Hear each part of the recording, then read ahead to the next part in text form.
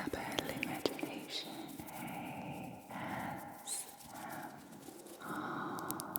For every YouTube upload, there's a longer version on Patreon. You enjoy early releases, ad-free, sponsor-free, extended ASMR videos. If you'd like to order a custom ASMR video, just email me at info@isabelimagination.com.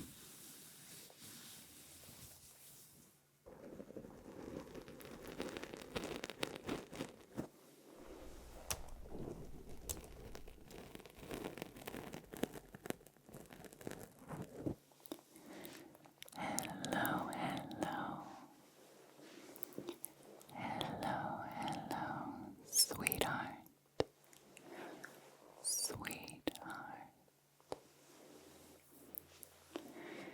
Now, this upcoming weekend is Valentine's Day and also Dutch Carnival, but let's not, bother you with that. I came up with this idea to share some of my story about loneliness because I feel like a lot of people are lonely right now. Because my touch-starved videos where I hug you, and where I hold your face and hold your hands, they are viewed really well. And that's a little bit sad because it's kind of a hint. Those are my best videos, so those are the videos that the most people want to see. So a lot of people are touch-starved, are lonely, probably. And so I wanted to talk about this with you tonight. And hopefully this will make you feel less alone, maybe even happier, calmer, and relaxed, and ready to go to sleep.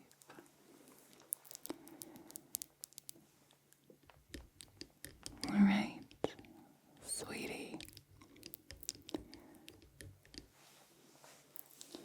Everything will be alright. Now let me first give you a hug, okay? Alright. Alright, now let me give you a nice warm hug.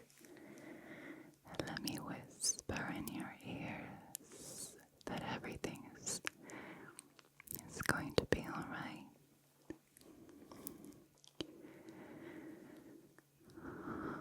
Feel my warm body pressed on against yours.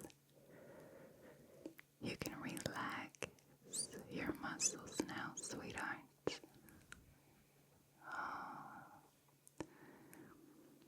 It's okay. Let me hug you the other side.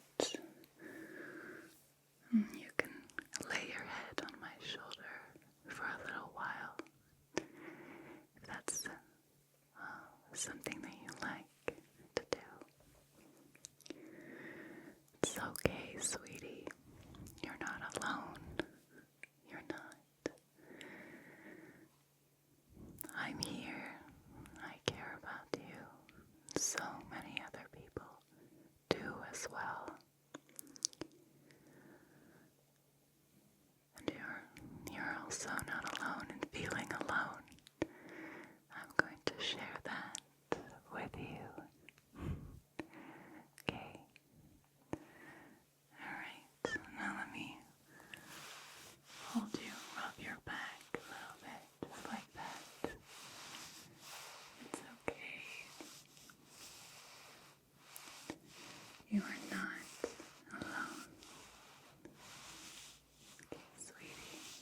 All right. Perfect. Okay.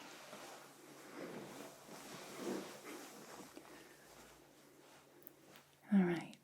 Now let me hold your hands. Feel my warm grip on your hands.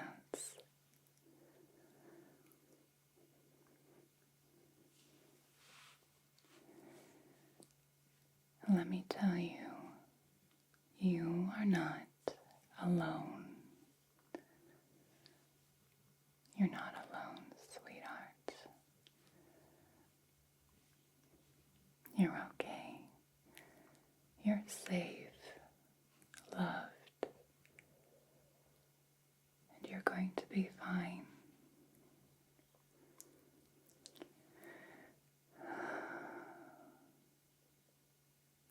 You're not alone. You're not. Now let me rub your hands a little bit.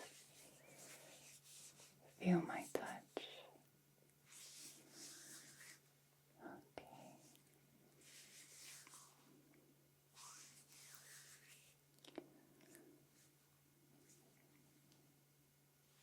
All right.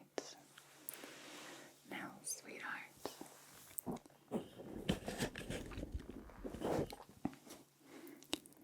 let me tell you about all the times in my life that I felt super lonely.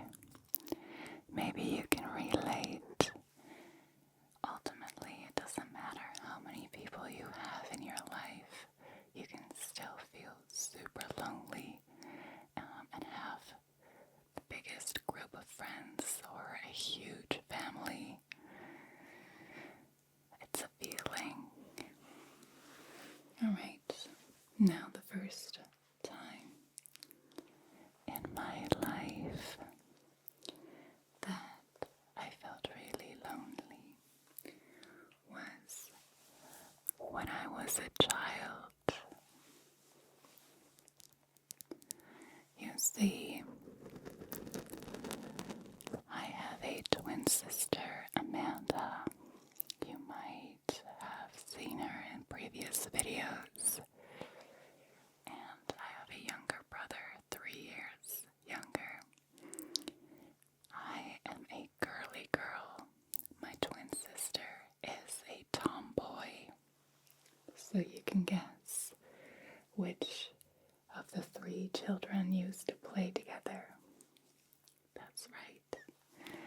My twin sister and my brother, they would always climb in trees, play outside. And I was this super girly girl staying indoors, playing with Barbies.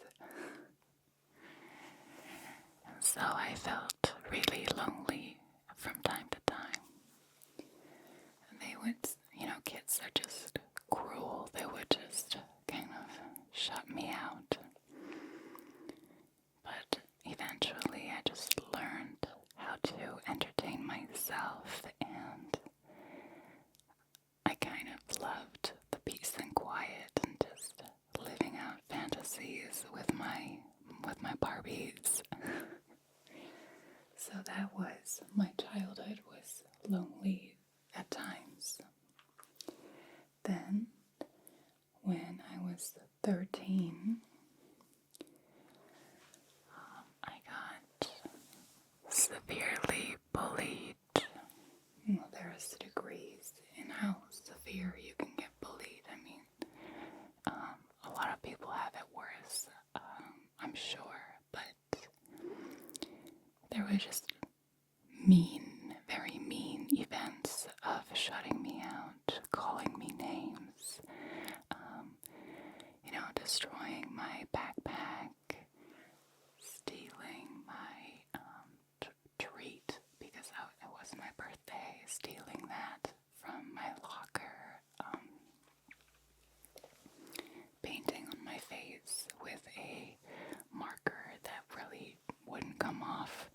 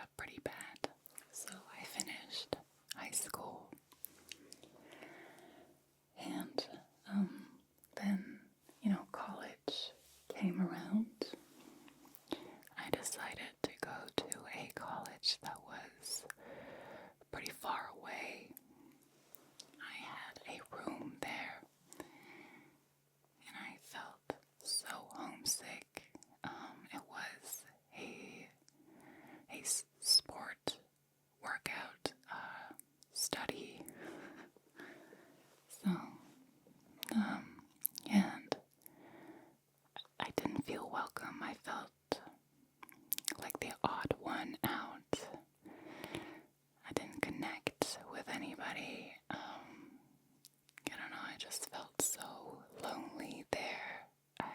It wasn't my place, my people, I don't know. And again, it made me question myself. I think that's a really lonely feeling, is when you think, oh gosh, why am I so difficult? Why is human interaction so hard for me? And sometimes it goes easy for me, and sometimes I kind of shut down, and I don't know, I don't become the best version of myself. But yeah, so I was really homesick.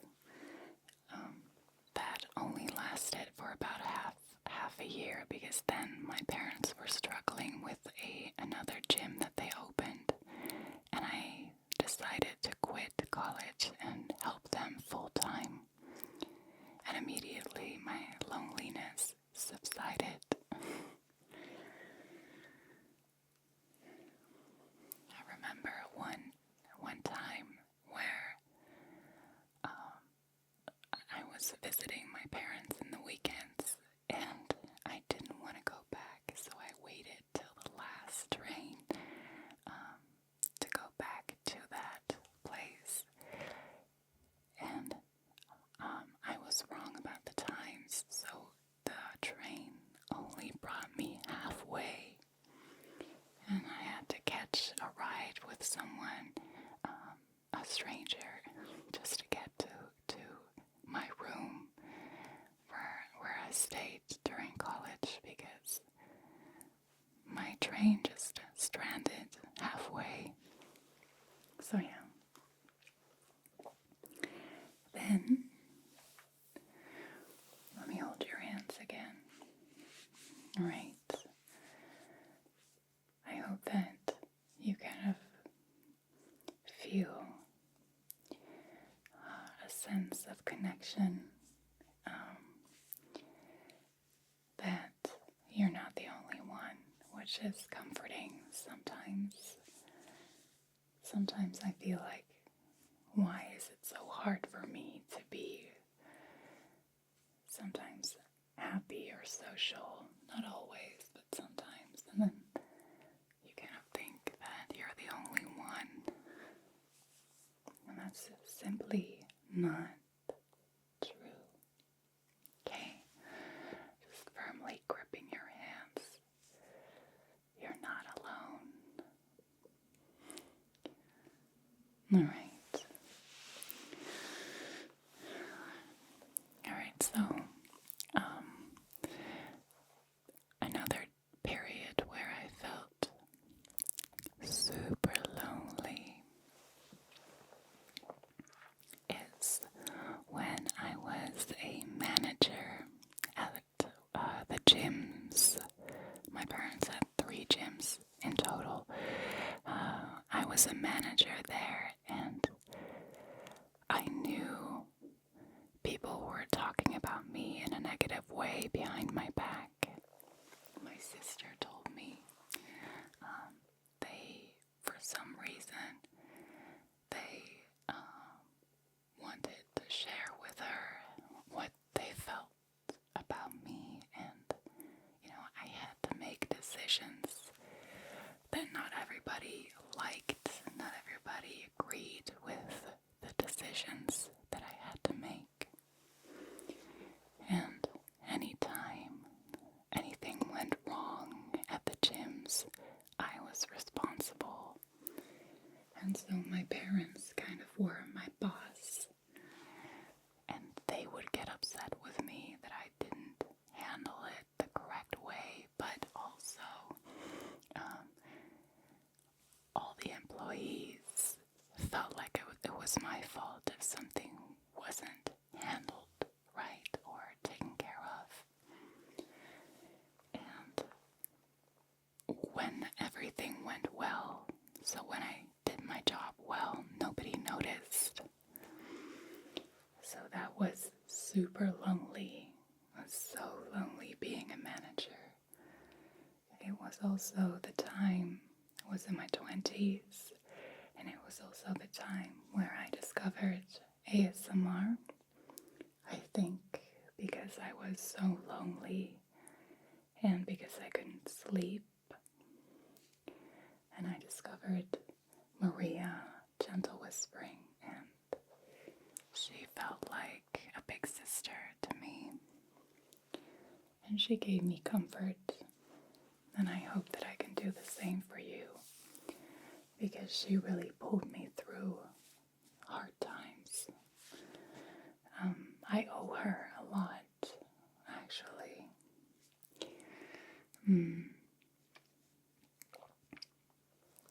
So yeah, that lasted in my 20s, and then when I turned 30, I had a burnout, which is also really lonely, having a burnout, or I imagine any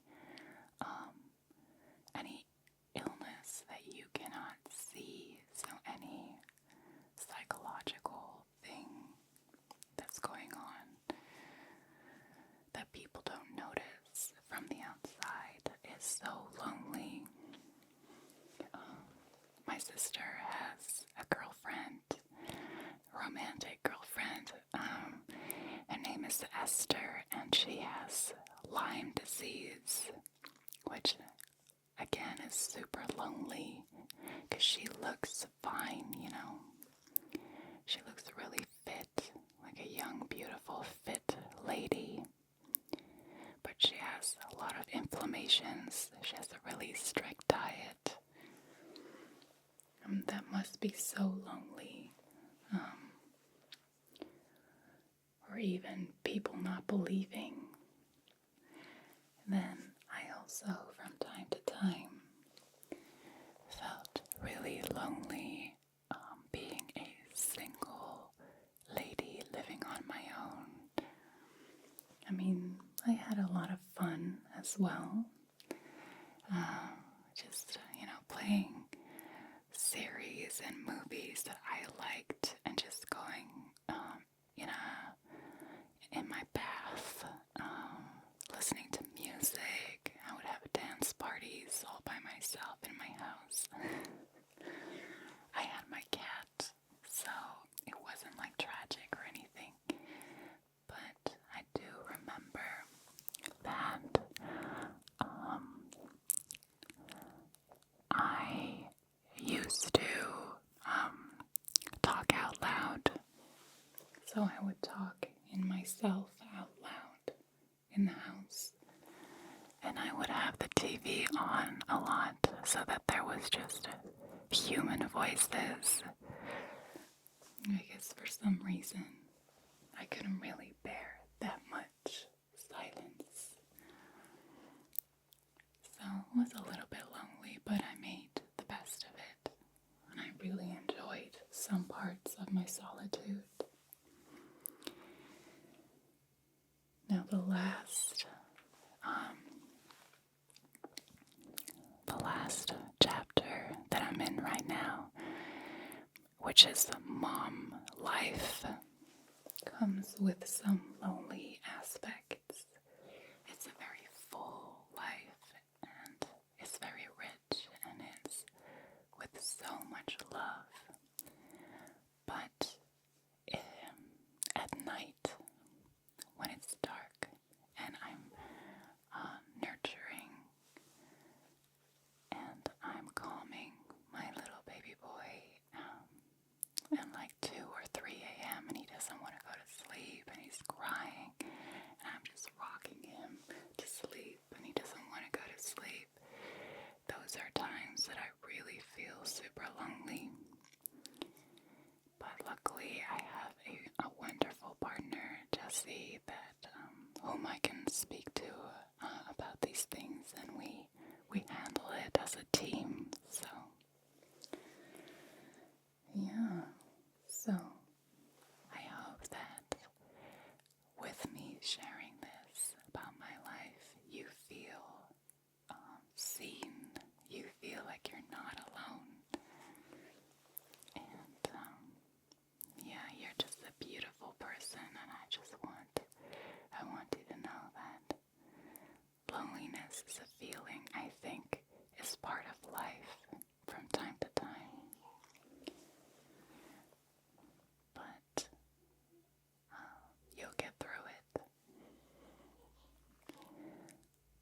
people love you than you think, and you're doing so much better than you think. All right, sweetheart.